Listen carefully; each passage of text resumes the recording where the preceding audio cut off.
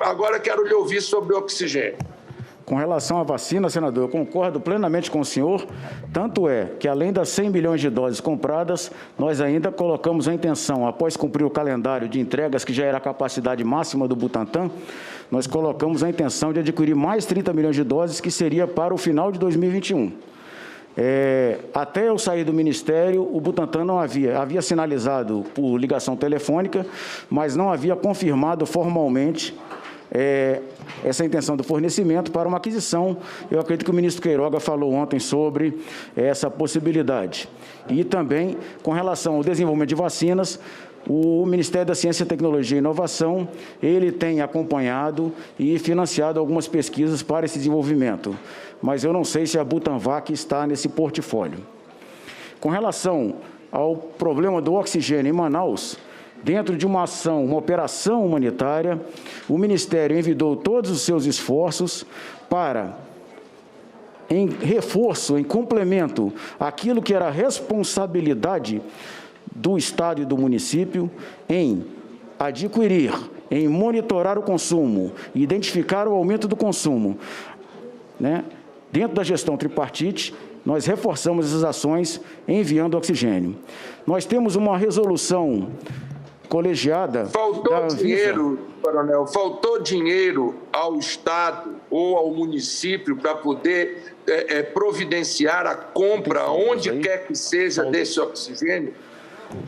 Pelo nosso levantamento, eu estou procurando aqui, não faltou dinheiro, e eu vou informar quanto era o saldo em conta do Estado do Amazonas e do município de Manaus no dia 31 de dezembro. Procura para mim, por favor.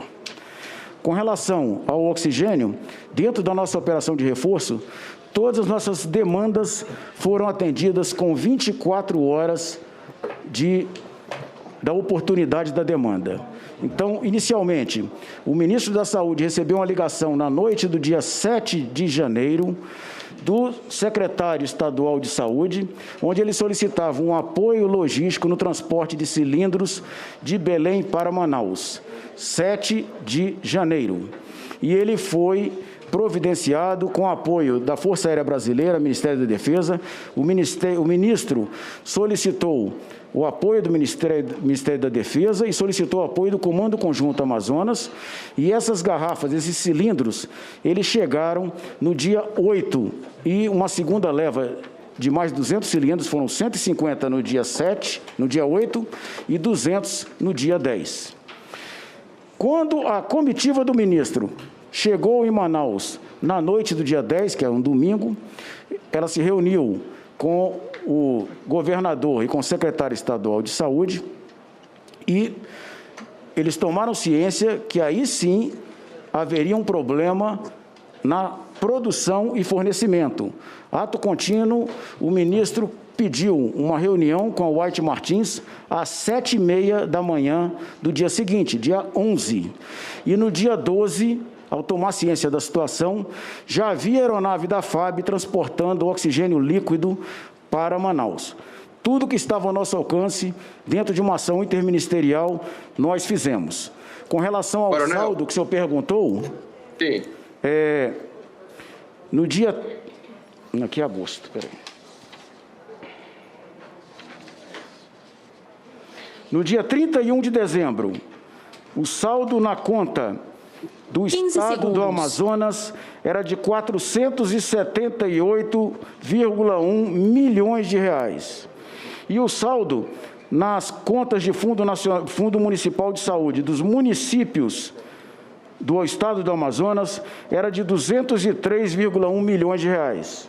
Você não tem... Então, coronel, só para deixar claro, não faltou dinheiro. Agora, é claro que o transporte de cilindros para uma cidade como Manaus, com o volume que explodiu a demanda, e amanhã haverá, obviamente, a posição do governador aí, que vai, obviamente, ter que explicar por que com dinheiro que estava para ter comprado oxigênio em qualquer lugar do mundo e transportado para Manaus, para salvar vidas. Só para o senhor ter uma ideia, coronel, no dia 9 de janeiro, morreram 123 pessoas na cidade de Manaus por falta de atendimento, boa parte delas de oxigênio.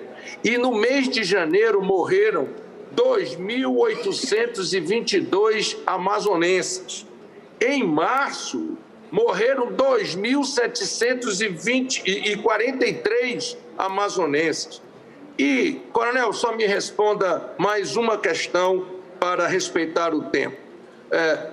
O ministro Ernesto Araújo declarou a esta comissão de que havia mobilizado um avião da Força Aérea Americana para transportar oxigênio líquido, inclusive trazendo oxigênio dos Estados Unidos, e de que isto não foi realizado por falta de informações do governo do estado do Amazonas. O senhor confirma essa declaração do ministro Ernesto Araújo? Eu não posso confirmar, eu não estava no MRE, o Ministério da Saúde não foi instado. Quando o foi, por intermédio da Agência Brasileira de Cooperação, foi feita uma solicitação para que a Embaixada Americana fizesse o contato, e quando veio a resposta que não poderia fornecer oxigênio, mas uma aeronave, mediante ressarcimento, chegou a resposta no dia 23 ou 26 de janeiro. Nesse período, nós já havíamos equalizado o fornecimento de oxigênio conforme a demanda de Manaus, o que se deu no dia 15 de janeiro. Então, não era mais necessário alocar uma aeronave. Me perdoe, coronel, mas essa sua informação, tal qual eu disse ao ministro Pazuello, pelo amor de Deus, no dia 15 de janeiro não estava equacionado o problema de oxigênio de Manaus e do Amazonas. O nosso problema de oxigênio é a curva de mortes e mais, os vídeos que nós temos comprovam de que o problema de oxigênio no Amazonas foi até o final do mês de janeiro, começo de mês de fevereiro. Coronel, essa informação é errada. Desculpe, não quero ser descortês. Ela é mentirosa. Por quê? Porque o número de pessoas mortas e os vídeos que nós temos e que nós vamos apresentar, essa informação não é correta. E se havia disponibilidade de trazer oxigênio líquido, nós deveríamos ter trazido.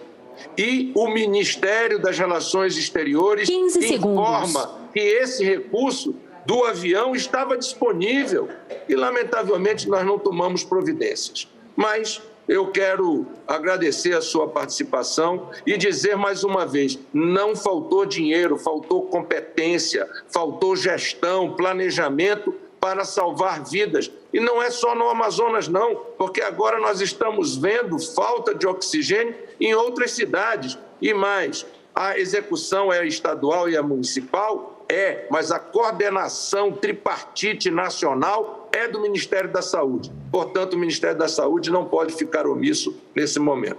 Obrigado, presidente, e obrigado, coronel, pelas suas respostas. Obrigado, senador Eduardo Braga. Vossa Excelência quer completar? Há responsabilidade também do fabricante. Há uma resolução da Anvisa de março de 2020 que diz que se o fabricante ele verifica indícios de desabastecimento, ele deverá notificar a Anvisa, e os fabricantes foram notificados disso. Além disso, a White Martins ela tinha um estoque estratégico de 300 mil metros cúbicos de oxigênio.